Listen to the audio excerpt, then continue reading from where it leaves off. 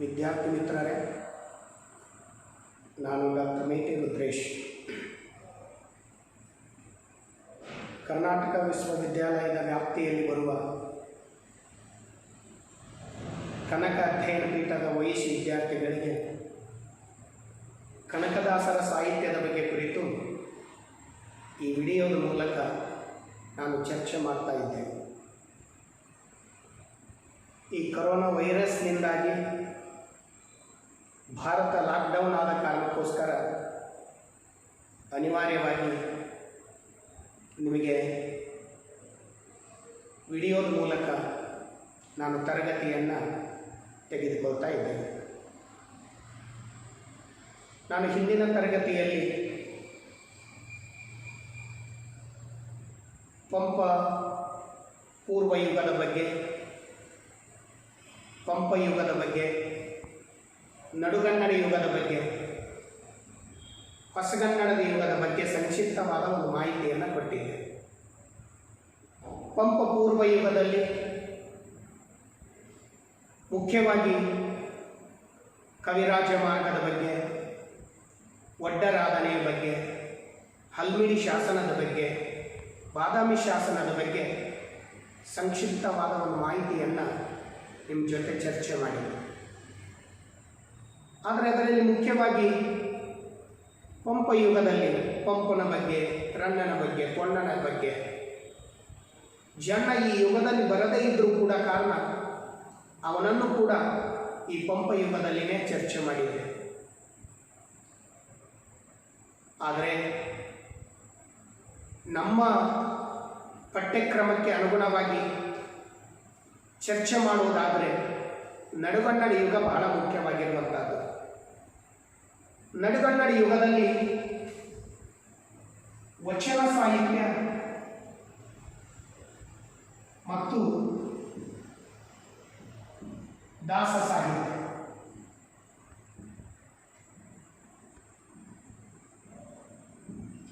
ಈ ಎರಡು ಘಟ್ಟಗಳ ಬಗ್ಗೆ ಕುರಿತು, ಈ ಎರಡು ಸಂಗತಿಗಳ ಬಗ್ಗೆ ಕುರಿತು ನಾನು ಚರ್ಚೆ ಮಾಡಬೇಕಾಗಿದೆ. ನಡುಗನ್ನಡ ಸಾಹಿತ್ಯದಲ್ಲಿ ಮುಖ್ಯವಾಗಿ ಪ್ರಾರಂಭದಲ್ಲಿ ವಚನ ಸಾಹಿತ್ಯ ಬರ್ತದೆ. ವಚನ ಸಾಹಿತ್ಯ ಮತ್ತು ದಾಸ ಸಾಹಿತ್ಯಕ್ಕೂ ಸಾಕಷ್ಟು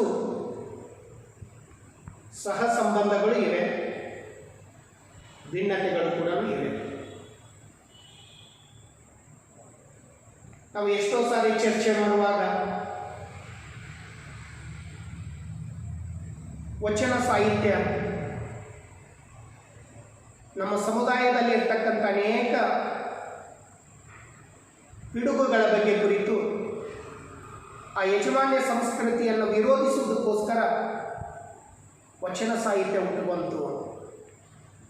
ಆದರೆ ಎಷ್ಟೋ ವಿದ್ವಾಂಸರ ಮಾತುಗಳನ್ನು ಕೇಳುವಾಗ, ಎಷ್ಟೋ ಪಠ್ಯಕ್ರಮಗಳನ್ನು ನೋಡಿದಾಗ ದಾಸ ಸಾಹಿತ್ಯ ಒಂದು ಯಾವುದೋ ವರ್ಗಕ್ಕೆ ಮೀಸಲವಾಗಿರುವಂಥ ಸಾಹಿತ್ಯ ಅಂತ ಚರ್ಚೆ ಮಾಡಿರುವಂಥ ಉದಾಹರಣೆಗಳು ಕೂಡ ನಮ್ಮ ಮಧ್ಯದಲ್ಲಿ ಅದಾವೆ.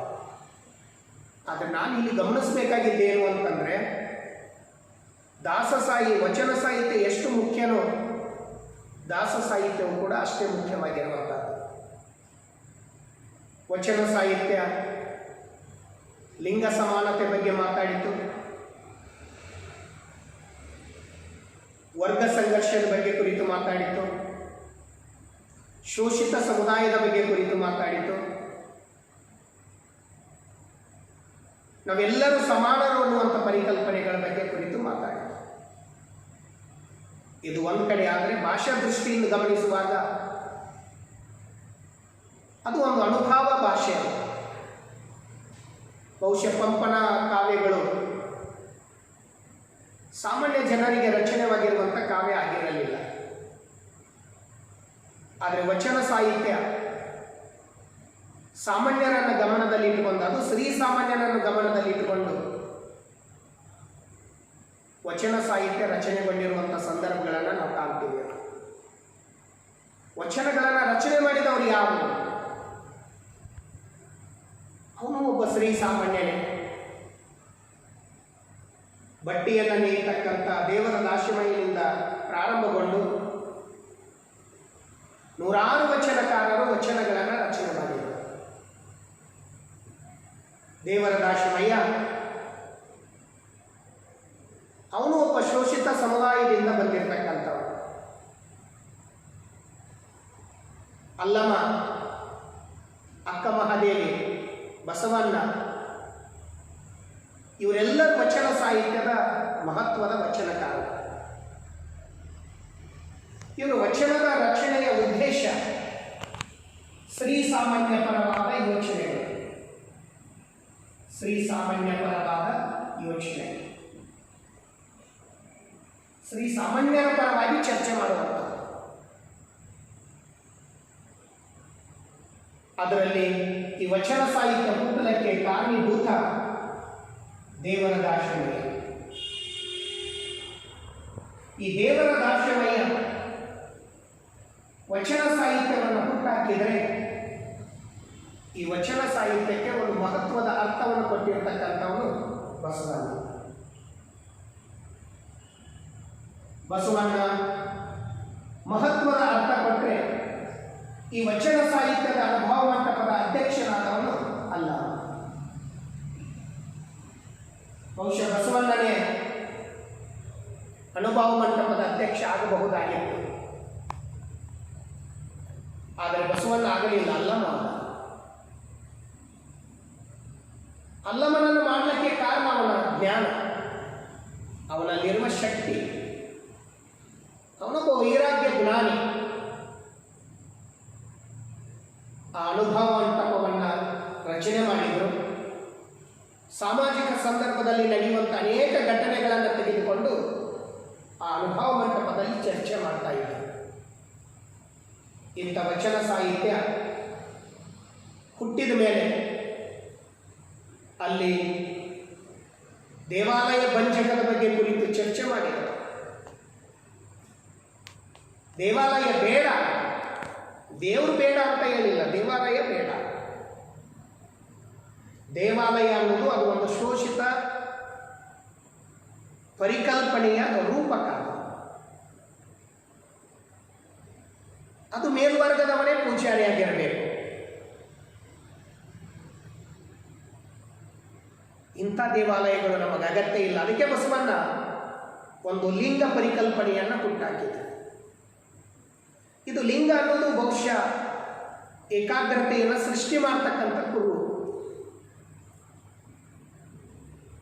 ಇಂಥ ವಚನಕಾರರು, ಅದಕ್ಕೆ ನಮ್ಮ ದೇವರ ದಾಸಿಮಯ್ಯನ ವಚನಗಳನ್ನು ಗಮನಿಸುವಾಗ ಅವನು ಸಮಾನತೆ ಬಗ್ಗೆ ಮಾತಾಡುವಾಗ, ಲಿಂಗ ಸಮಾನತೆ ಬಗ್ಗೆ ಮಾತಾಡುವಾಗ, ಮೊಲೆ ಮುಡಿ ಬಂದರೆ ಹೆಣ್ಣೆಂಬರು, ಗಡ್ಡ ಮೀಸಿ ಬಂದರೆ ಗಂಡೆಂಬರು, ನಡುವೆ ಸುಳಿವಾತ್ಮನು ಹೆಣ್ಣು ಅಲ್ಲ ಗಂಡು ಅಲ್ಲ ಕಾಣರಾಮನಾಥ. ಈ ವಚನವನ್ನು ನೋಡುವಾಗ ಎಂಥ ಅದ್ಭುತವಾಗಿರ್ತಕ್ಕಂಥ ವಚನ ಇದು. ಎಂಥ ಅದ್ಭುತವಾಗಿರ್ತಕ್ಕಂಥ ಸಮಾನತೆಯ ಕಲ್ಪನೆಯನ್ನು ಹುಟ್ಟಾಕಿರುವಂಥ ವಚನ ಇದು.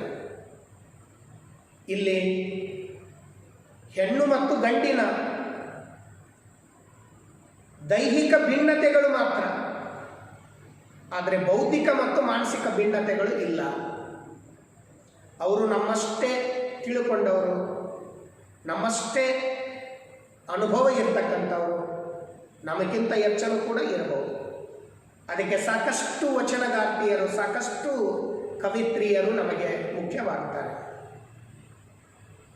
ಅದಕ್ಕೆ ವಚನ ಸಾಹಿತ್ಯದಲ್ಲಿ ಅವನು ಹೇಳುವಂಥ ವಚನ, ಮೊಲೆಮುಡಿ ಬಂದರೆ ಹೆಣ್ಣೆಂಬರು, ಗಡ್ಡ ಮೀಸಿ ಬಂದರೆ ಗಂಡೆಂಬರು, ನಡುವೆ ಸುಳಿವಾತ್ಮನ ಹೆಣ್ಣು ಅಲ್ಲ ಗಂಡು ಅಲ್ಲ ಕಾಲರಾಮನಾಥ.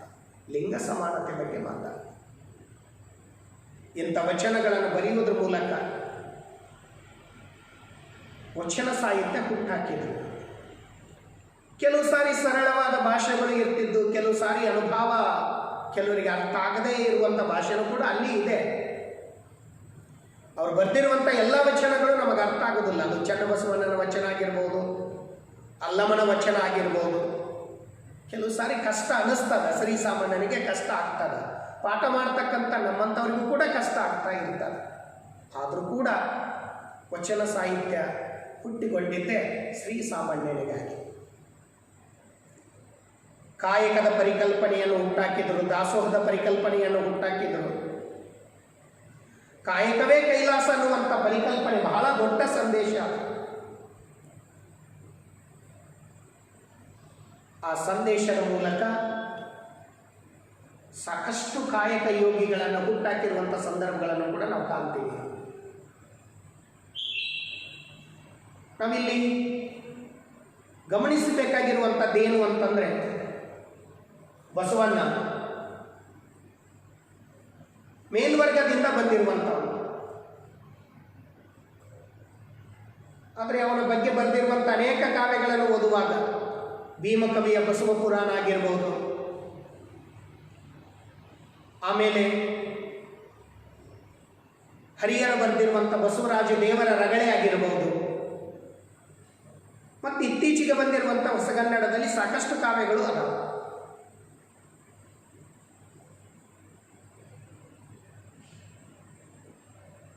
ಲಂಕೇಶ್ ಅವರು ಬರೆದಿರ್ತಕ್ಕಂಥ ಸಂಕ್ರಾಂತಿ, ಗಿರೀಶ್ ಕಾರ್ನಾಡ್ ಅವರು ಬರೆದಿರ್ತಕ್ಕಂಥ ತಲೆದಂಡ, ಎಸ್ ಶಿವಪ್ರಕಾಶ್ ಅವರು ಬರೆದಿರ್ತಕ್ಕಂಥ ಮಹಾಚೈತ್ರ, ಕಂಬಾರ ಅವರು ಬರೆದಿರ್ತಕ್ಕಂಥ ಶಿವರಾತ್ರಿ,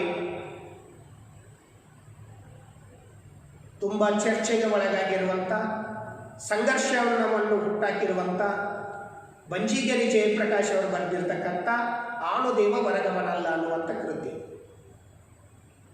ಇವು ಎಲ್ಲವೂ ಬಸವಣ್ಣನ ಮೇಲೆ ರಚನೆಗೊಂಡಿರುವಂಥ ಕೃತಿಗಳು, ಬಸವಣ್ಣನ ಬಗ್ಗೆ ಕುರಿತು ಚರ್ಚೆ ಮಾಡಿರುವಂಥ ಕೃತಿಗಳು. ಆದರೆ ಎಲ್ಲ ಕೃತಿಗಳು ಬಸವಣ್ಣನ ಬಗ್ಗೆ ಒಂದೇ ಅಭಿಪ್ರಾಯಗಳನ್ನು ಹೇಳುವುದಿಲ್ಲ. ಜೊತೆಗೆ ಭಿನ್ನವಾದ ಅಭಿಪ್ರಾಯಗಳು ಆ ಎಲ್ಲ ಕೃತಿಗಳಲ್ಲಿ ಬರ್ತಾವೆ. ಕೆಲವು ಕೃತಿಗಳು ಬಸವಣ್ಣನನ್ನು ಪವಾಡ ಪುರುಷನನ್ನಾಗಿ ಮಾಡ್ತವೆ. ಬಸವಣ್ಣ ಕೆಲವು ಪವಾಡಗಳನ್ನು ಮಾಡಿದ ಅಂತ ನಾವು ಓದ್ತೀವಿ. ಅದು ಪವಾಡ ಇದೆಯೋ ಇಲ್ಲೋ ಅನ್ನೋದು ಮುಖ್ಯ ಅಲ್ಲ. ಅದು ಬಸವಣ್ಣ ಮೇಲ್ವರ್ಗದಿಂದ ಬಂದರೂ ಕೂಡ ಶೋಷಿತ ಸಮುದಾಯಕ್ಕೆ ಸ್ಪಂದಿಸಿರುವಂಥ ಸಂದರ್ಭ ಬಹಳ ಮುಖ್ಯವಾಗಿರುವಂಥದ್ದು. ಅದಕ್ಕೆ ಬಸವಣ್ಣನ ಬಗ್ಗೆ ಚರ್ಚೆ ಮಾಡುವಾಗ, ಬಸವಣ್ಣನ ಆಲೋಚನೆಗಳ ಕ್ರಮಗಳ ಬಗ್ಗೆ ಚರ್ಚೆ ಮಾಡುವಾಗ, ಬಸವಣ್ಣ ಕನ್ನಡ ಸಾಹಿತ್ಯದ ಒಬ್ಬ ದೊಡ್ಡ ಐಕಾನ್. ಅವನ ವಚನಗಳು ಕಾಯಕವೇ ಕೈಲಾಸ ಅನ್ನೋದು ಬಹಳ ಸಣ್ಣ ವಚನವಿರಬಹುದು, ಆದರೆ ಅದರಲ್ಲಿ ದೊಡ್ಡ ಸಂದೇಶ. ದೇವಾಲಯಗಳನ್ನು ವಿರೋಧಿಸಿರುವಂಥದ್ದು ವಚನಗಳು ಕೂಡ ನಮ್ಮ ಮಧ್ಯದಲ್ಲಿ ಅದಾವೆ. ದೇವಾಲಯಗಳನ್ನು ಬಂಚಕ ಮಾಡಿರುವಂಥ ಸಂದರ್ಭ ಅದು. ಎಣ್ಣ ಕಾಲೇ ಕಂಬ, ದೇಹವೇ ದೇಗುಲ, ಶಿರವೇ ಬಣ್ಣ ಕಳಸ, ಸ್ಥಾವರ ಕಳಿವುಂಟು, ಜಂಗಮ ಕಳಿವಿಲ್ಲ. ಇಲ್ಲಿ ಸ್ಥಾವರ ಮತ್ತು ಜಂಗಮ, ಇವತ್ತು ನಾವು ಜಂಗಮ ಅಂತ ಮಾತಾಡುವಾಗ ಅದು ಒಂದು ಜಾತಿಯ ಪರಿಕಲ್ಪನೆಯಾಗಿ ನಮ್ಮ ಮುಂದೆ ನಿಲ್ತದೆ. ಆದರೆ ಅವತ್ತು ಜಂಗಮ ಅನ್ನುವಂಥ ಪರಿಕಲ್ಪನೆಗೂ ಇವತ್ತು ಜಂಗಮ ಅನ್ನುವಂಥ ಪರಿಕಲ್ಪನೆಗೂ ತುಂಬ ವ್ಯತ್ಯಾಸಗಳು ಅದಾವೆ. ಸ್ಥಾವರ ಕಳಿವುಂಟು ಅಂತ ಇದೆ, ಜಂಗಮ ಕಳಿವಿಲ್ಲ. ಈ ವಚನದ ಮೂಲಕ ನಾವು ಗಮನಿಸಬೇಕಾಗಿರುವಂಥದ್ದೇನು ಅಂತಂದರೆ, ಈ ಗುಡಿಗಳನ್ನು ಬಂಚಕ ಮಾಡಿರುವಂಥ ಸಂದರ್ಭಗಳನ್ನು ನಾವು ಕಾಣ್ತೀವಿ.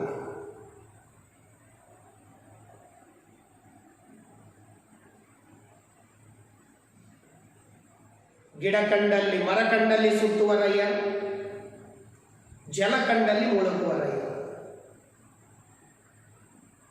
ಒಣಗುವ ಮರವನ್ನು ಬತ್ತುವ ಜಲವನ್ನು ನಂಬಿದವರು ನಮ್ಮನ್ನೇತರ ಬಲ್ಲರು ಕೂಡಲ ಸಂಗಮ ದೇವ.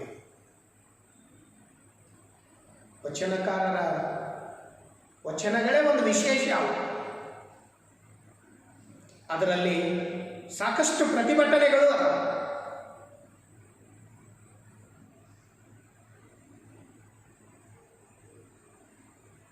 ಬಹುಶಃ ಇವತ್ತಿನ ವ್ಯವಸ್ಥೆಯಲ್ಲಿ ವಚನಕಾರರಿದ್ದಿದ್ರೆ ಇನ್ನೂ ಅವರ ಪರಿಭಾಷೆಗಳು ಭಿನ್ನವಾಗಿರ್ತಿತ್ತು. ಅಂಬಿಗರ ಚೌಡಯ್ಯನ ವಚನವನ್ನು ಗಮನಿಸುವಾಗ ತಪ್ಪು ಮಾಡಿದವರಿಗೆ ಎಂಥ ಶಿಕ್ಷೆ ಕೊಡಬೇಕು? ಮೂಗಣ್ಣೆ ಹಿಡಿದು ಕರಕರನೆ ಕೊಯ್ದು, ಲಿಂಬಿಯ ರಸವನ್ನೇ ಹಿಂಡಿ, ಇಟ್ಟಿಗೆಲೆ ಹೊಡೆದು ಎಡಗಾಲಿನ ಪಾದರಾಕ್ಷಿಯನ್ನು ತಗೊಂಡು ಬಲಕೆನ್ನಿಗೆ ಬಡಿಯಂದ ಅಂಬಿಗರ ಚೌಡಯ್ಯ. ತಪ್ಪು ಮಾಡಿದವರಿಗೆ ಎಂಥ ಶಿಕ್ಷೆ ಕೊಡಬೇಕು? ಬಹುಶಃ ಈ ಥರದ ಶಿಕ್ಷೆಯನ್ನು ಕೊಟ್ಟಿದ್ದೇ ಕಾರಣ ಕರೆಯಾದರೆ ಬಹುಶಃ ಸಮುದಾಯದಲ್ಲಿ ತಪ್ಪು ನಡೆಯಲಿಕ್ಕೆ ಸಾಧ್ಯವಿಲ್ಲ. ಇಂಥ ಅನೇಕ ವಚನಗಳು ನಮಗೆ ಬಸವಣ್ಣ, ಅಲ್ಲಮ್ಮ, ಅಕ್ಕ ಮಹಾದೇವಿ, ದೇವರ ದಾಸಿಮಯ್ಯ, ಅಂಬಿಗರ ಚೌಡಯ್ಯ, ಸೂಳೆ ಸಂಕವೆ. ನೋಡಿ, ಸೂಳೆ ಸಂಕವೆ ಬಂದಿರುವಂಥ ಮೂಲ ಎಂಥದ್ದು, ಬಟ್ ಅವಳು ಬದಲಾವಣೆ ಆಗಿರುವಂಥ ಆಲೋಚನೆ ಕ್ರಮ ಹೇಗಿದೆ? ಯಾಕೆ ಅನುಭವ ಮಂಟಪ ವಿಶೇಷ ಅನ್ನಿಸ್ತದ ಅಂದ್ರೆ ಇಲ್ಲಿ ಜಾತಿಗಳೇ ಇಲ್ಲ. ಇದು ಸಮಾನತೆಯ ಒಂದು ಗೂಡು, ಇದು ಸಮಾನತೆಯ ಒಂದು ರೂಪಕ. ಇದು ವಚನ ಅಂದ್ರೇ ಅದರ ಪರಿಭಾಷೆಯನ್ನು ಅರ್ಥೈಸಿಕೊಳ್ಳುವುದಾದರೆ ಅದು ಒಂದು ಪರಿಭಾಷೆಯನ್ನು ಅರ್ಥ ಮಾಡಿಕೊಳ್ಳುವುದಾದರೆ ಮಾತು, ಪ್ರಮಾಣ, ಭಾಷೆ. ನಮ್ಮ ಕಡೆ ಇನ್ನೂ ಮಾತಾಡುವಾಗ ನಾವು ಎಷ್ಟೋ ಸಾರಿ ಹೇಳ್ತಿರ್ತೀವಿ, ವಚನ ಕೊಡುವಂತೀವಿ, ಮಾತು ಕೊಡುವಂತೀವಿ, ಪ್ರಮಾಣ ಮಾಡುವಂತ ಕರ್ತೀವಿ. ಬಹುಶಃ ಈ ಎಲ್ಲ ಪರಿಕಲ್ಪನೆಯ ಮೂಲ ವಚನ.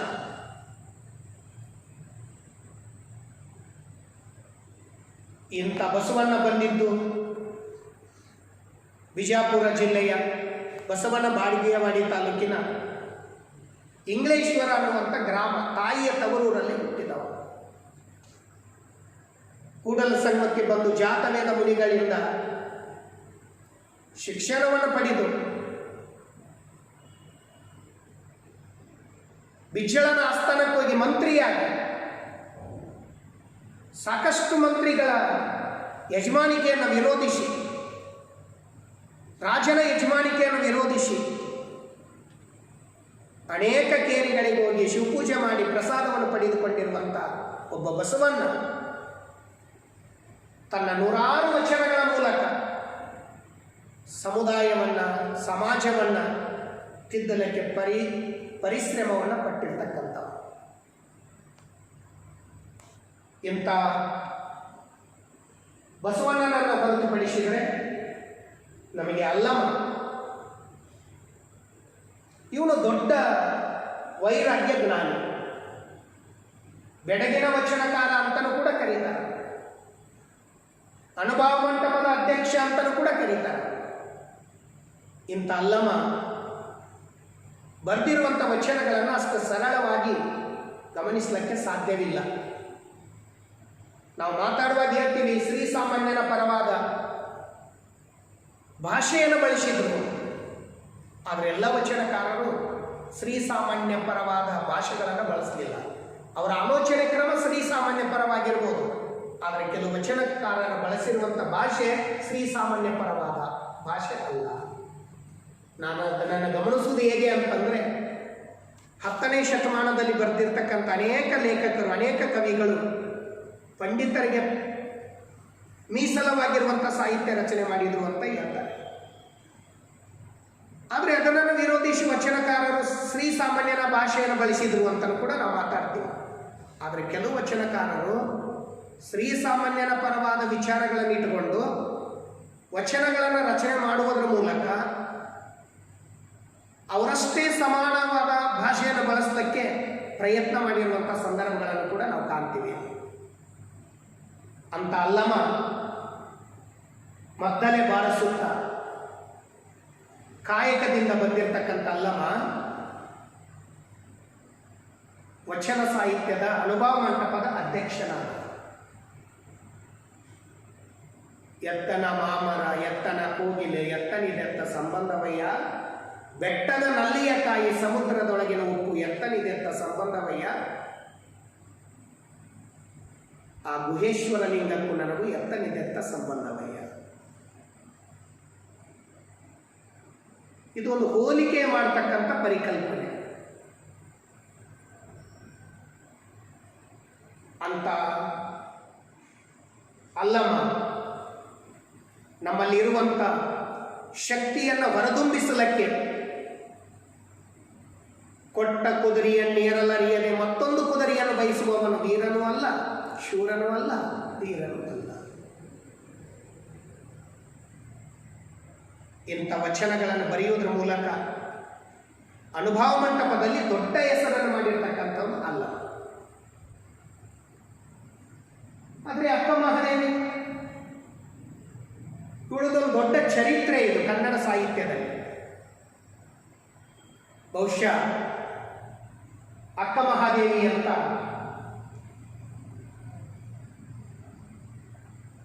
ದಿಟ್ಟ ಒಬ್ಬ ಹೆಣ್ಣು ಮಗಳನ್ನು ನೋಡಲು ಅಸಾಧ್ಯ. ವ್ಯವಸ್ಥೆಯನ್ನು ಧಿಕ್ಕರಿಸಿ, ರಾಜಾಶ್ರಯವನ್ನು ಧಿಕ್ಕರಿಸಿ ಅನುಭವ ಮಂಟಪಕ್ಕೆ ಬಂದಿರುವಂಥ ಒಬ್ಬ ಮಹತ್ವದ ವಚನಗಾರ್ತಿ. ಕನ್ನಡ ಸಾಹಿತ್ಯದ ಮೊಟ್ಟ ಮೊದಲನೆಯ ವಚನಗಾರ್ತಿ ಅಂತಾರೆ. ಕನ್ನಡ ಸಾಹಿತ್ಯದ ಮೊಟ್ಟ ಮೊದಲನೆಯ ಕವಯಿತ್ರಿ ಕೂಡ ಅಂತಲೂ ಕೂಡ ಕರೀತಾರೆ. ಇಂಥ ಅಕ್ಕ ಮಹಾದೇವಿ ಅನುಭವ ಮಂಟಪಕ್ಕೆ ಬಂದಿರುವಂಥ ಸಂದರ್ಭ ನಮಗೆಲ್ಲರಿಗೂ ಗೊತ್ತು. ಅಲ್ಲಮ ಮತ್ತು ಅವಳ ಮಧ್ಯದಲ್ಲಿ ನಡೆದ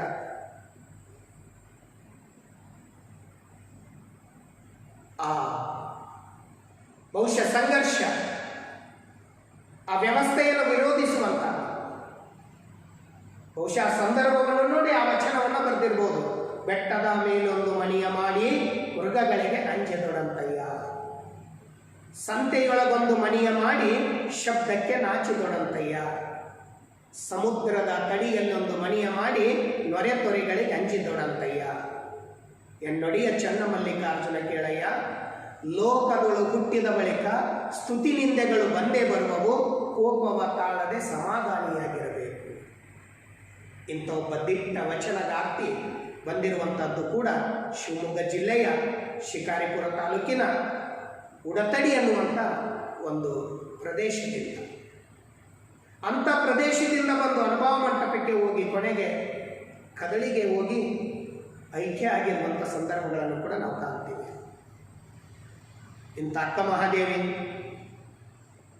ದೊಡ್ಡ ಮಹಾರಾಜ ಕೌಶಿಕ ಮಹಾರಾಜನನ್ನೇ ಧಿಕ್ಕರಿಸಿ ಗಿಳಿಗಳಿರ, ಗೌವಾರಗಳಿರ, ಹಂಸಗಳಿರ, ನೀವು ಕಾಣಿರೆ, ನೀವು ಕಾಣಿರೆ, ಎಲ್ಲರ ಚನ್ನಮಲ್ಲಿಕಾರ್ಜುನ ಶಿಕ್ರೆ ನನಗೆ ತಂದು ತೋರಿರಿ ಅಂತ ಹೇಳುವಂಥ ಮಾತನ್ನು ಗಮನಿಸುವಾಗ ನಾವೆಲ್ಲರೂ ಹೇಳ್ತೀವಿ, ಈ ಗಂಡನನ್ನು ಧಿಕ್ಕರಿಸಿದ್ವು. ಗಂಡನನ್ನು ಧಿಕ್ಕರಿಸಲಿಲ್ಲ, ಕೌಶಿಕ ಮಹಾರಾಜನನ್ನು ಧಿಕ್ಕರಿಸಲಿಲ್ಲ. ಗಂಡನನ್ನು ಧಿಕ್ಕರಿಸಬೇಕಾಗಿದ್ದರೆ ಬಹುಶಃ ಎನ್ನೊಡಿಯ ಚನ್ನಮಲ್ಲಿಕಾರ್ಜುನ ಅಂತ ಹೇಳಬೇಕಾಗಿರುವಂಥ ಅಗತ್ಯ ಇದ್ದಿಲ್ಲ. ಗಂಡ ಬೇಕು, ಆದರೆ ಕೌಶಿಕ ಮಹಾರಾಜನಂತವನಲ್ಲ, ಚನ್ನಮಲ್ಲಿಕಾರ್ಜುನನಂತ ಗಂಡ ಬೇಕು. ಸ್ವತಂತ್ರದ ಬಗ್ಗೆ, ಮಹಿಳಾ ಪರವಾದ ಸ್ವತಂತ್ರದ ಹೋರಾಟದ ಪರಿಕಲ್ಪನೆಯನ್ನು ಈ ವಚನದ ಮೂಲಕ ನಾವು ಗಮನಿಸಬೇಕಾಗುತ್ತೆ. ಇಂಥ ಅಕ್ಕ ಮಹಾದೇವಿ,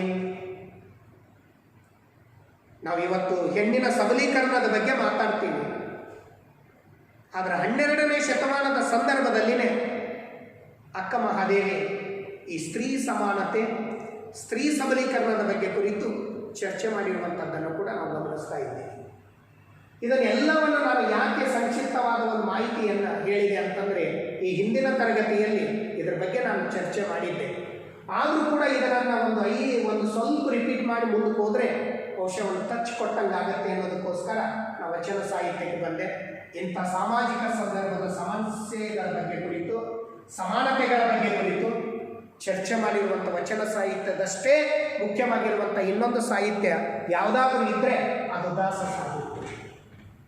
ನಾವು ದಾಸ ಸಾಹಿತ್ಯದ ಬಗ್ಗೆ ಮಾತಾಡುವಾಗ, ನಾವು ದಾಸ ಸಾಹಿತ್ಯದ ಬಗ್ಗೆ ಚರ್ಚೆ ಮಾಡುವಾಗ, ನಾವು ದಾಸ ಸಾಹಿತ್ಯದ ಆಲೋಚನೆ ಕ್ರಮಗಳ ಬಗ್ಗೆ ಕುರಿತು ಹೇಳುವಾಗ ನಾವು ಹೇಳ್ತಾ ಇರ್ತೀವಿ, ಕನಕದಾಸರು, ಪುರಂದರದಾಸರು, ವ್ಯಾಸರಾಯರು ದಾಸ ಸಾಹಿತ್ಯದ ಒಬ್ಬ ಮಹತ್ವದ ಕೀರ್ತನಕಾರರು. ನಾವು ಇಲ್ಲಿ ದಾಸ ಸಾಹಿತ್ಯದಲ್ಲಿ ಮುಖ್ಯವಾಗಿ ನಾವು ವ್ಯಾಸರಾಯರ ಶಿಷ್ಯರಾಗಿರ್ತಕ್ಕಂಥ ಕನಕದಾಸರು ಮತ್ತು ಪುರಂದರದಾಸರ ಬಗ್ಗೆ ಚರ್ಚೆ ಮಾಡಬೇಕಾಗಿದೆ. ಅದರಲ್ಲಿ ಮುಖ್ಯವಾಗಿ ಪುರಂದರದಾಸರ ಬಗ್ಗೆಕ್ಕಿಂತ ಕನಕದಾಸರ ಸಾಹಿತ್ಯದ ಬಗ್ಗೆ ಚರ್ಚೆ ಮಾಡಬೇಕು. ಕನಕದಾಸರು ಕೀರ್ತನೆಗಳನ್ನು ಬರೆದ್ರು, ಕಾವ್ಯಗಳನ್ನು ಕೂಡ ಬರೆದರು. ಆದರೆ ವ್ಯಾಸರಾಯರು ಕನಕ ಮತ್ತು ಪುರಂದರದಾಸರ ಗುರುಗಳು. ಆದರೆ ಪುರಂದರನನ್ನು ಹೊಗಳಿದಂಗೆ ಕನಕನನ್ನು ಹೊಗಳಿದ್ದು ನಾನು ಬಹುಶಃ ಕಂಡಿಲ್ಲ. ದಾಸರೆಂದರೆ ಪುರಂದರ ದಾಸರಯ್ಯ ಅಂತ ಹೇಳ್ತಾರೆ. ಆದರೂ ಕೂಡ ಆ ಸಂದರ್ಭದಲ್ಲಿ ಕನಕನಂತ ಒಬ್ಬ ಮಹತ್ವದ ವ್ಯಕ್ತಿಯನ್ನ, ಅವನನ್ನ ಆ ಕೀರ್ತನ ಸಾಹಿತ್ಯದಲ್ಲಿ ಪ್ರವೇಶ ಮಾಡಿದ್ದೇ ಒಂದು ವಿಶೇಷ. ವ್ಯಾಸರಾಯರು ಪುರಂದರದಾಸರನ್ನು ಹೊಗಳಿದ್ರು, ಕನಕದಾಸರಿಗೆ ಒಂದು ಅವಕಾಶವನ್ನು ಕೂಡ ಕೊಟ್ಟರು. ಕೀರಂ ನಾಗರಾಜ್ ಅವರು ಬರೆದಿರುವಂಥ ಕಾಲಜ್ಞಾನಿ ಕನಕವನ್ನು ನೋಡುವಾಗ ಕನಕನಿಗೆ ಸಾಕಷ್ಟು ಅವಕಾಶಗಳನ್ನು ಕೊಟ್ಟಿರುವಂಥದ್ದು ಕೂಡ, ಅವನು ಮಾಡಿರುವಂಥ ಪರೀಕ್ಷೆಗಳನ್ನು ಕೂಡ ನಾವಲ್ಲಿ ಗಮನಿಸಬೇಕಾಗತ್ತೆ. ಪುರಂದರದಾಸರು ಕೀರ್ತನಕಾರರು ನಮಗೆ ಬಹಳ ಮುಖ್ಯ. ನಾವು ಹೇಳ್ತೀವಿ ಅಲ್ಲಿ ಪ್ರತಿರೋಧದ ಕಲ್ಪನೆಗಳೇ ಇಲ್ಲ, ಅಲ್ಲಿ ದಾಸೋಹದ ಪರಿಕಲ್ಪನೆಗಳೇ ಇಲ್ಲ. ಅಲ್ಲಿ ದಾಸೋಹದ ಪರಿಕಲ್ಪನೆ ಇತ್ತು, ಪ್ರತಿರೋಧದ ಪರಿಕಲ್ಪನೆಯೂ ಇತ್ತು. ಪುರಂದರದಾಸರು ಒಂದು ಕೀರ್ತನೆಯನ್ನ ರಚನೆ ಮಾಡುವಾಗ ಆ ಕೀರ್ತನೆ ಒಳಗೆ ಹೇಳ್ತಾರೆ, ಅವರು ದಾಸೋಹಕ್ಕೆ ಹೋಗಿದ್ರಂತ ಭಿಕ್ಷೆಗೆ ಹೋಗಿ ಬರುವಂಥ ಸಂದರ್ಭದಲ್ಲಿ ಭಿಕ್ಷಾಂದೇಹಿ ಅಂತ ಕೇಳಿದ ತಕ್ಷಣನೇ ಅವಾಗ ಅವ್ರು ಹೇಳ್ತಾರೆ, ಭಿಕ್ಷಾಂದೇಹಿ ಅಂದ ತಕ್ಷಣನೇ ಮುಂದಿನ ಮನೆಯವರು ದಡದ್ದಂತ ಕದ ಮುಚ್ಚಿದ ತಕ್ಷಣ ಅವ್ರು ಬರೀತಾರಂತ, ಕದವು ಮುಚ್ಚಿದಳು ಗೈಯಾಳಿ ಮೂಳಿ ನನ್ನನ್ನು ನೋಡಿ ಕದವು ಮುಚ್ಚಿದಳು. ಯಾಕೆ ಕದ ಮುಚ್ಚಿದ್ದು? ಅದು ಎಂಥ ಅದ್ಭುತವಾದ ಕೀರ್ತನೆ ನೋಡಿ. ಒಳಗಿನ ಪಾಪ ಹೊರಗೆ ಹೋಗಬಾರದೆಂದು ಕದವು ಮುಚ್ಚಿದಳು.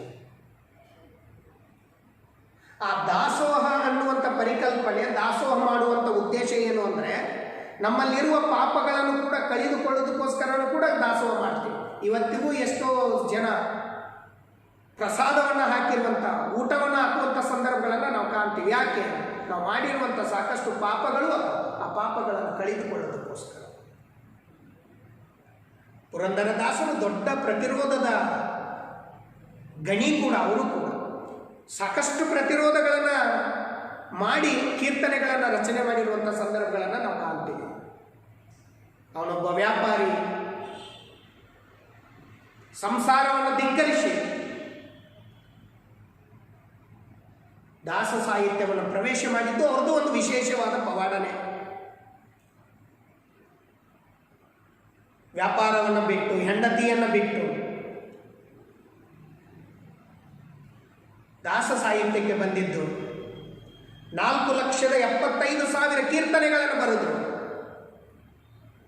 ಆದರೆ ಎಲ್ಲ ಕೀರ್ತನೆಗಳು ನಮಗೆ ಉಪಲಬ್ಧವಾಗದೇ ಇದ್ದಿರಬಹುದು, ಆದರೆ ಸಾವಿರಾರು ಕೀರ್ತನೆಗಳು ನಮಗೆ ಉಪಲಬ್ಧವಾಗಿರುವಂಥದ್ದು. ಅವ್ರು ಹೇಳ್ತಾರೆ, ಜನರ ಬಗ್ಗೆ ಮಾತಾಡ್ತಾರೆ, ಅವರು ಸಾಮಾಜಿಕ ವಿಮರ್ಶೆಯನ್ನು ಮಾಡ್ತಾರೆ, ಸಾಮಾಜಿಕ ಸಂದರ್ಭದ ಸಮಸ್ಯೆಗಳ ಬಗ್ಗೆ ಕುರಿತು ಚರ್ಚೆ ಮಾಡ್ತಾರೆ. ಜಾಲಿಯ ಮರದಂತೆ ದರಿಯೋಳು ದುರ್ಜನ.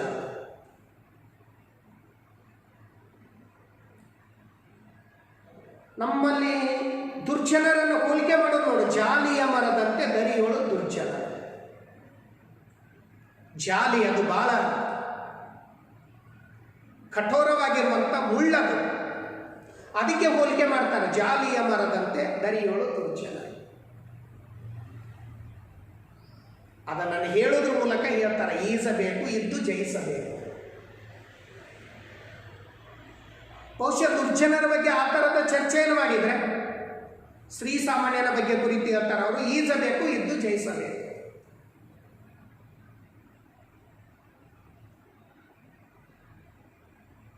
ಅವರು ಯಾರು, ಅವರವರ ಆಲೋಚನೆ ಕ್ರಮಗಳು ಹೇಗಿರ್ತಾರೋ ಅವ್ರು ಹಂಗಿರ್ತಾರೆ, ಅವರ ಆಲೋಚನೆಯೂ ಕೂಡ ಹಂಗೆ ಇರ್ತಾರೆ. ಅದಕ್ಕೆ ಅವರು ಹೇಳೋದು, ಬೇವಿನಲ್ಲಿ ಬೆಲ್ಲ ಹಾಕಿದ್ರು ಕೂಡ ಅದು ತನ್ನದು ಕಹಿಯನ್ನು ಬಿಟ್ಟು ಕೊಡೋದಿಲ್ಲ.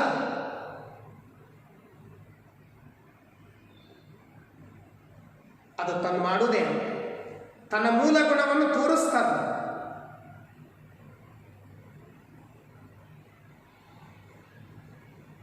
ಅಂತ ಪುರಂದರದಾಸರು ಮಾನವ ಜನ್ಮ ದೊಡ್ಡದು, ಸ್ವಲ್ಪಗಳಿರ ಹಾನಿ ಮಾಡಿಕೊಳ್ಳಬೇಡಿ.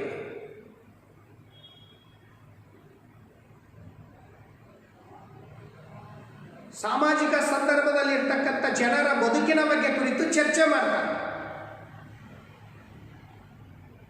ಕಾಲನ ದೂತರು ಕಾಲ್ಪಿಡಿದೆಳಿವಾಗ ತಾಳುತ್ತಾಳೆಂಬರೆ ತಾಳುವರೆ, ಹೆಣ್ಣು ಮಣ್ಣಿಗಾಗಿ ಹರಿನಾಮಾಮೃತ ಉಣ್ಣದೆ ಉಪವಾಸ ಮಾಡುವರೆ.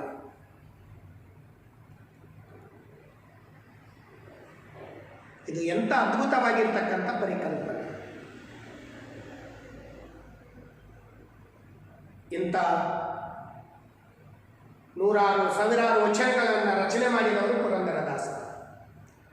ಆದರೆ ನಾನು ಮುಖ್ಯವಾಗಿ ಚರ್ಚೆ ಮಾಡಬೇಕಾರ್ತಕ್ಕಂಥ ಪಠ್ಯ ಯಾವುದು ಅಂದ್ರೆ ಕನಕನ ಬಗ್ಗೆ ಕುರಿತು. ನಮ್ಮ ಪಠ್ಯಕ್ರಮನೇ ಕನಕ. ಕನಕದಾಸರು ಈಗಿನ ಹಾವೇರಿ ಜಿಲ್ಲೆಯ ಬಾಡ ಅನ್ನುವಂಥ ಪ್ರದೇಶದಿಂದ ಬಂದಿರ್ತಕ್ಕಂಥ ತಂದೆ ಬೀರಪ್ಪ, ತಾಯಿ ಬಚ್ಚಮ್ಮ. ಇವರು ದಂಡನಾಯಕನಾಗಿ ಕೆಲಸ ಮಾಡಿ ಕೊನೆಗೆ ರಾಜಾಶ್ರಯವನ್ನು ಧಿಕ್ಕರಿಸಿ ದಾಸಕೂಟವನ್ನು ಸೇರಿರುವಂಥ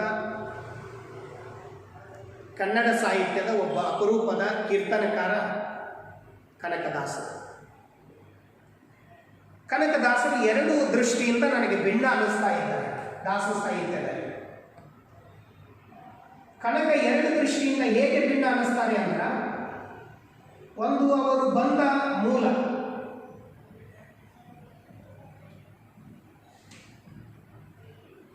ಇನ್ನೊಂದು ಬಹಳ ಮುಖ್ಯವಾಗಿ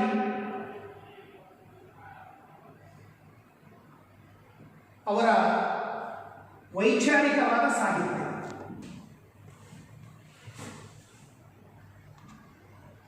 ವೈಚಾರಿಕವಾದ ಸಾಹಿತ್ಯ ಈ ಎರಡು ದೃಷ್ಟಿಯಿಂದ ಇಡೀ ದಾಸ ಸಾಹಿತ್ಯದಲ್ಲಿ ಕನಕದಾಸರು ನಮಗೆ ತುಂಬ ಭಿನ್ನ ಅನ್ನಿಸ್ತಾರೆ. ಅವರು ಬಂದ ಮೂಲ, ನಾನು ಆ ಸಂಶೋಧನೆಗೆ ಹೋಗಲ್ಲ, ಸಾಕಷ್ಟು ಭಿನ್ನಾಭಿಪ್ರಾಯಗಳು ಇದ್ದಾವೆ. ಅವರ ಜಾತಿ, ಅವರ ಧರ್ಮ, ಅದು ಇದು. ಒಟ್ಟಿನಲ್ಲಿ ಅವರು ಬಂದಿರುವಂಥದ್ದು ಶೋಷಿತ ಸಮುದಾಯದಿಂದ. ಅವರು ಬಂದಿದ್ದು ಶೋಷಿತ ಸಮುದಾಯ. ಆದರೆ ಇಂಥ ಶೋಷಿತ ಸಮುದಾಯದಿಂದ ಬಂದಿರತಕ್ಕಂಥ ಕನಕ ಹೇಗೆ ಕೀರ್ತನಕಾರನಾಗಿ ಹೊರಹೊಮ್ಮಿದ ಅನ್ನೋದೇ ಒಂದು ವಿಶೇಷ. ಇವರ ಬದುಕನ್ನು ನೋಡಿದಾಗಲೂ ಕೂಡ ಸಾಕಷ್ಟು ಸಂಘರ್ಷಗಳು ನಮ್ಮ ಮುಂದೆ ಕಾಣ್ತವೆ. ಅದು ಉಡುಪಿಯ ಶ್ರೀಕೃಷ್ಣನ ದೇವಾಲಯಕ್ಕೆ ಹೋದಂಥ ಸಂದರ್ಭ ಆಗಿರ್ಬೋದು, ಅಲ್ಲಿ ಹೋದಾಗ ಅಲ್ಲಿ ಇರ್ತಕ್ಕಂಥ ಪುರೋಹಿತರು ಅವರನ್ನು ಒಳಗೆ ಪ್ರವೇಶ ಮಾಡದೇ ಇರುವಂಥ ಸಂದರ್ಭಗಳು ಕೂಡ ಆಗಿರ್ಬೋದು. ಪ್ರವೇಶ ಮಾಡದೇ ಇದ್ದಾಗ ಕನಕನಿಗೆ ಶ್ರೀಕೃಷ್ಣ ಅಲ್ಲೇ ತಿರುಗಿ ಆ ಕಿಂಡಿಯ ಮೂಲಕ ತನ್ನ ದರ್ಶನವನ್ನು ಕೊಟ್ಟಿರುವಂಥದ್ದು ಕೂಡ ಆಗಿರ್ಬೋದು. ಎಷ್ಟೋ ಸಂಶೋಧಕರು ಮಾತಾಡುವಾಗ ಹೇಳ್ತಾರೆ, ಆ ಕನಕನಿಗೆ ಆ ಶಕ್ತಿ ಇದ್ದಿದ್ರೆ ಅಲ್ಲಿಗೆ ಹೋಗಬೇಕಾದ ಅನಿವಾರ್ಯತೆಗಳು ಇದ್ದಿಲ್ಲ, ಇಲ್ಲೇ ನಿಂತೆ ಶ್ರೀಕೃಷ್ಣನನ್ನ ದರ್ಶನ ಮಾಡಿಸ್ಬೇಕಾಗಿತ್ತಲ್ಲ. ನಮ್ಮೊಳಗಿರುವ ಶಕ್ತಿ ನಮಗೆ ಗೊತ್ತಿರಲ್ಲ, ಆದರೆ ಅವನಲ್ಲಿ ಹೋಗಿ ಆ ವ್ಯವಸ್ಥೆಯನ್ನು ಧಿಕ್ಕರಿಸಿದಾಗಲೂ ಕೂಡ ಭಗವಂತ ಇಷ್ಟಪಟ್ಟರೂ ಕೂಡ ಆ ಭಗವಂತನನ್ನು ಪೂಜೆ ಮಾಡುವಂಥ ಪೂಜಾರಿಗಳು ನಮ್ಮನ್ನು ಇಷ್ಟಪಡದೇ ಇರುವಂಥ ಸಂದರ್ಭಗಳನ್ನು ಒಂದು ರೀತಿಯಲ್ಲಿ ಪ್ರತಿರೋಧಿಸಿರುವಂಥದ್ದು ಅದು ಒಂಥರ ರೂಪಕ ಅಂತಲೇ ನಾವು ಇಲ್ಲಿ ಗಮನಿಸಬೇಕಾಗತ್ತೆ. ಅಂತ ಕನಕ ಕುರುಬ ಸಮುದಾಯದಿಂದ ಬಂದಿರತಕ್ಕಂಥವನು ಅಂತ ಕೆಲವರು ವಾದ, ಇಲ್ಲ ಬೇಡ ಸಮುದಾಯದಿಂದ ಬಂದಿರುವಂಥವನು ಅನ್ನೋದು ಇನ್ನೂ ಕೆಲವರು ವಾದ. ಬಹುಶಃ ಇಂಥವರು ಜಾತಿಯ ಮೂಲ ನಮಗೆ ಅಗತ್ಯ ಇಲ್ಲ ಅಂತ ಅನ್ನಿಸ್ತಾರ, ಯಾಕೆ? ಅವರು ಜಾತಿಯನ್ನೇ ಧಿಕ್ಕರಿಸಿದ ಕಾರಣಕ್ಕೋಸ್ಕರ ಅವರ ಜಾತಿ ನಮಗೆ ಬೇಕೇ.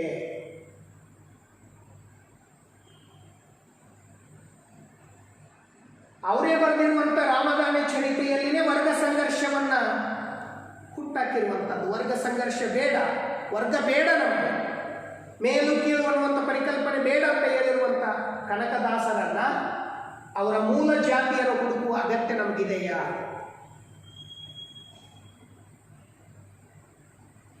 ಅವರೇ ಹೇಳ್ತಾರೆ, ಕುಲ ಕುಲವೆಂದು ಬಡಿದಾಡದಿರಿ, ನಿಮ್ಮ ಕುಲದನೆಯಲ್ಲಿ ಎಲ್ಲೂ ಬಲ್ಲಿರ.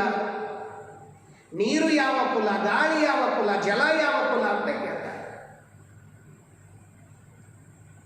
ಆದರೆ ಅವರ ಜಾತಿ ನಮಗೆ ಅಗತ್ಯ ಇದೆಯಾ? ಜಾತಿಯನ್ನು ವಿರೋಧಿಸಿರುವಂತ ಒಬ್ಬ ಮಹಾನ್ ದಾರ್ಶನಿಕ. ಶ್ರೀಸಾಮಾನ್ಯನಿಗೆ ಸಮಾಧಾನವನ್ನು ಹೇಳಿರುವಂಥದ್ದು, ತಲ್ಲಣಿಸದಿರು ಕಂಡ್ಯ ತಾಳುಮಣವೇ ಎಲ್ಲರನ್ನು ಸಲಹುವನು, ಇದಕ್ಕೆ ಸಂಶಯವಿಲ್ಲ.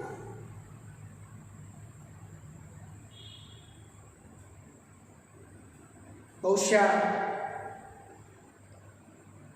ಇದು ಎಷ್ಟು ನಮ್ಮಲ್ಲಿ ಕಾನ್ಫಿಡೆಂಟ್ ಅನ್ನು ಹುಟ್ಟಾಗ್ತದೆ, ಎಷ್ಟು ನಮಗೆ ಆತ್ಮಸ್ಥೈರ್ಯವನ್ನು ಹುಟ್ಟಾಗ್ತದೆ. ತಲ್ಲೆನಿಸದಿರು ಕಂಡ್ಯ ತಾಳುಮನವೇ ಎಲ್ಲರನ್ನು ಸಲಹುವನು, ಇದಕ್ಕೆ ಸಂಶಯವಿಲ್ಲ. ಮತ್ತೆ ಉದಾಹರಣೆ ಕೊಡ್ತಾರೆ ಅವರು, ಬೆಟ್ಟದ ತುದಿಯಲ್ಲಿ ಹುಟ್ಟಿದ ವೃಕ್ಷಕ್ಕೆ ಕಟ್ಟಿಯನ್ನು ಕಟ್ಟಿ ನೀರು ಎರಿದವರ.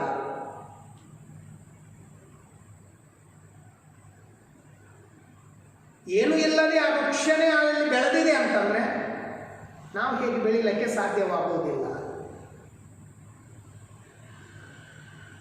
ತ್ವರಿತ ಜೀವಿಸಬಹುದೇ ಹರಿ ನಿಮ್ಮ ಚರಣಗಳನ್ನು.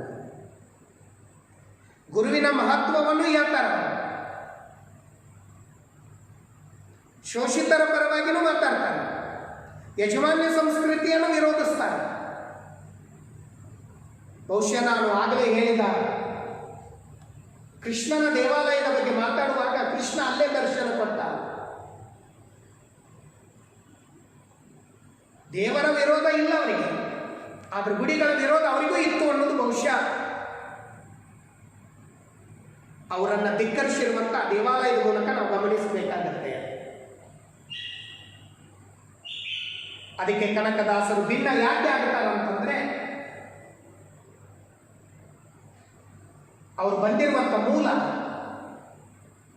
ಕೀರ್ತನ ಸಾಹಿತ್ಯದಲ್ಲಿ ಬಹುಶಃ ಇವರನ್ನು ಬಿಟ್ಟರೆ ಶೋಷಿತ ಸಮುದಾಯದಿಂದ ಬಂದವರು ತುಂಬಾ ಕಡಿಮೆ ಅಂತ ಅನ್ಕೊಳ್ಬಹುದು. ವಚನ ಸಾಹಿತ್ಯದಲ್ಲಿ ಎಲ್ಲರೂ ಶೋಷಿತರೆ, ಬಹುಶಃ ಬಸವನ ಮೂಲ ಬೇರೆ ಇರಬಹುದು, ಆದರೆ ಅವನು ಶೋಷಿತರಾಗಿಯೇ ಕಾಣೋದು ಕೊನೆಗೆ. ಆದರೆ ಕನಕದಾಸರು ಬಂದಿದ್ದು ಒಂದು ದೊಡ್ಡ ಯಜಮಾನ್ಯ ಸಂಸ್ಕೃತಿಯಾಗಿ ಕಾಣುವಂಥ ಆ ಕೀರ್ತನ ಸಮುದಾಯದಲ್ಲಿ ಹೋಗಿ ಇಂಥ ಎಲ್ಲ ವ್ಯವಸ್ಥೆಯನ್ನು ಧಿಕ್ಕರಿಸಿ ವೈಚಾರಿಕ ಸಾಹಿತ್ಯವನ್ನು ರಚನೆ ಮಾಡೋದು ಬಹುಶಃ ಅವರ ಶಕ್ತಿಯನ್ನು, ಅವರ ಸಂಘರ್ಷದ ಪರಿಕಲ್ಪನೆಯನ್ನು ನಾವಿಲ್ಲಿ ಮೆಚ್ಚಲೇಬೇಕಾಗ್ತದೆ. ಕನಕದಾಸರು ಇಂಥ ಅನೇಕ ಕೀರ್ತನೆಗಳನ್ನು ರಚಿಸುವುದರ ಮೂಲಕ ಅವರು 4 ಕಾವ್ಯಗಳನ್ನು ಬರೆದರು. ಒಂದು ರಾಮಧಾನ್ಯ ಚರಿತೆ ಅಂತ ಬರೆದರು, ರಾಮಧಾನ್ಯ ಚರಿತೆ.